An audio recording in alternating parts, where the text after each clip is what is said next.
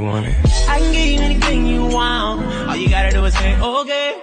Baby, if you let me get on top, I how you feeling some type of way. What's up, YouTube? It's your boy Exclusive Con, and I'm back again with another reaction video for you guys. But before I get into the video, you already know the rule. Y'all gotta smash that like button. Also, y'all got to hit that subscribe button if I didn't before, and also hit that bell so y'all can be notified every time I post. And don't forget to comment down below and tell me what type of videos y'all want me to make for y'all guys. And yeah, let's get into this video. Hold up, nah, we not getting back into This video. I just forgot to tell y'all the title of what videos we are reacting to. And the video we are going to react to is called 6.5 hours later. The video we're reacting to is if she asks you this one question, always answer no. So yeah, let's get into this video. Bang, bang. This video is scary, guys. Well, a pleasant way to begin my 3 AM shift at Mercy Hospital. The first thing I did as I sat down was cut my finger. It was a paper cut. And despite working at one of the largest hospitals in the state, I couldn't find a single band-aid laying around. I sucked on my index finger like a vampire while I scrambled my desk for that band-aid. I found Weirdo. one purple. Sorry. I'm a hospital receptionist, and all that means is I greet visitors, make appointments, and look nice. Well, as nice as a 30-year-old man who hasn't slept in hours can look. That night, as we call it, it was just me and a few nurses on the floor. Other than that, it was ghost quiet, except for the heavy, heavy rain. I sat back on the cheap recliner chair all receptionists get the honour of using. While adjusting my band-aid, I listened to the television mounted on the corner of the ceiling as it broadcasted a seemingly important message. Authorities say the woman was last seen on Cedar Avenue. I looked up to see if the television was showing any images of this strange woman. None. It was yet another crazy person with no name and no face who we were supposed to look out for. Not creepy at all. Authorities also say the woman was reportedly walking around and asking people very, very bizarre questions. I focused back on my desk and continued working, but I still listened as the news anchor went on and on. She continued. The following statement was issued by an unidentified government official. Listen carefully, folks. Whatever she asks you, answer no. Do not, under any circumstances, answer yes. Officials won't comment further as to why, citing security clearance. Police are asking that you immediately call 911 if you deem anyone suspicious. I thought that part of the coverage was quite odd, but I wasn't sure anything could scare me anymore. Working here at the hospital, I thought I'd seen it all. At the flash of the ruby red ambulance lights, I've seen people come in with severed arms, legs, fingers, people who somehow managed to scoop out their eyes, failed suicide attempts, and much more. You get used to it. My head was practically sunk into my desk as I filled out paperwork. That's when I heard something very subtle, initially. I heard it coming from the front doors, the entrance. The automatic doors opened and closed, slamming against each other, and sounding an obnoxiously loud thud each time. The very dim lighting I had surrounding my desk flickered incessantly. Hello? I called out, seated behind the safety of my desk. Only the whistling wind responded. Hello? I called out again. I felt obligated to check if someone was there, especially since it might have been someone who was injured and needed our attention. I reluctantly picked myself up from my chair and walked over to inspect. I nearly slipped and cracked my head open as the entrance floor was almost flooded from the rain. I noticed footsteps, wet shoe marks that seemed to come inside the hospital and then back out. I stood near the doors, poking my head outside, and looked. All I heard was distant sounds of sirens and honking cars. The rain poured harder. The peace and quiet was disturbed within moments of me sitting back down. The automatic doors started again, opening and closing, slamming shut and letting in more rain as they did.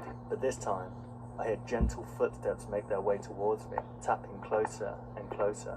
Someone slowly emerged from the darkness between the entrance and front desk. A woman with drenched black hair approached, wearing a dark brown raincoat and a pair of boots that were too large for her toothpick legs.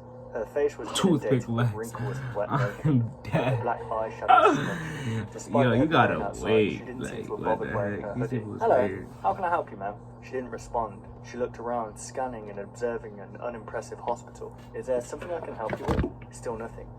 We engaged in a brief stare down, which she won. I looked down and pretended to gather important paperwork. Are you here to visit someone? Then finally, she responded, without talking. She simply nodded and then took a few steps forward. her hands hanging down her side. Her posture was unnatural, almost uncomfortable. Okay, for now I need you to sign here, then you'll have to wait a few hours for visiting time to begin, I said, pushing forward a sheet of paper and a pen. She raised her arm to sign and then abruptly stopped. She seemed startled by something on the desk. She looked at me, tilted her head, and, with a smile that was as wide as her eyes, said, Would you please move that for me? I was confused at first, and then she pointed at it with her index finger. As drops of rainwater tapped against my desk while her arm hovered over it. I took the little crucifix we had at the front desk and put it in a drawer. The woman proceeded as if she was going to finally sign the paper and then stopped before writing anything. She dropped the pen on the ground and stood there again, staring at me. She asked me a question. Do you reject the Trinity? I'm sorry, I replied. For a few more uncomfortable moments, the woman stood there like an ancient statue. I had no idea what she meant by the question. Ma'am, who exactly are you here to see? Family? Friend? What's your relationship with the patient? Before I could finish talking midway through my question, the woman turned around and walked out the door, still smiling and her eyes as wide as I'd ever seen on a person. I went back to work and tried to move on, but her creepy mannerisms were trapped in my mind throughout the night. At around 4 a.m. I spotted one of the children in our hospital walking down the hall. Nina, is that you? I called out. All the kids in the hospital knew me. I was proudly considered one of the cooler employees. I let them break the rules. I brought them snacks upstairs and even told them scary stories, despite their predictable regret later on. The nurses would get angry with me every time I held one of my scary story nights. They always had a bunch of bed sheets to change the next morning. I only did these things for the kids when I wasn't busy, when it was a quiet night, and this was one of those uneventful nights, which of course was a good thing. Anyway, it was very odd to see Nina awake at that time, walking down those shadowy halls. She was absolutely terrified of the dark, and yet, there she was. Nina, is that you? I squinted my eyes as I walked towards her. Sorry, Matt. She began. I don't want to be there anymore. She had dragged her blue blanket along with her, which was her way of gesturing to us that she wanted to move to another room. The other kids bothering you again? I asked. I took hold of her hand and began walking her back to the elevator. Matt, please, don't make me go back up there. I don't like the new nurse. I stopped walking. New nurse? What? I said, kneeling to Nina's level. She keeps asking us the same question over and over. I said no so many times. I keep telling her no, but everyone else kept laughing with her and saying yes to her. Please, I don't want to go back up. Nina's words immediately played flashbacks inside my tired, overworked mind. Something about a strange woman going around and asking even stranger questions. I didn't pay enough attention to that broadcast to notice the woman, but even if I had, I thought she had left the hospital. I ditched the elevator and ran up a flight of daunting stairs, stomping against each step with all the force I could muster. I probably woke up all those sleeping employees. I was so loud. I opened the door to the children's room and couldn't believe my eyes. I checked each room, each one on each floor. I woke up my co-worker nurse and asked about the children. She couldn't find them either. We looked everywhere and put the hospital on lockdown. We set off all possible alarms and other emergency procedures. We didn't find them. All that was left behind were their clothes. Bro, what? Yo, they just disappeared. Bro, that's creepy as hell. What the heck? But yeah, guys. Yo, I don't even know what to say because that was weird. It ended so weird. But don't forget to like this video, comment down below what type of videos y'all want me to make. And yeah, you already know, exclusive gang what? We out.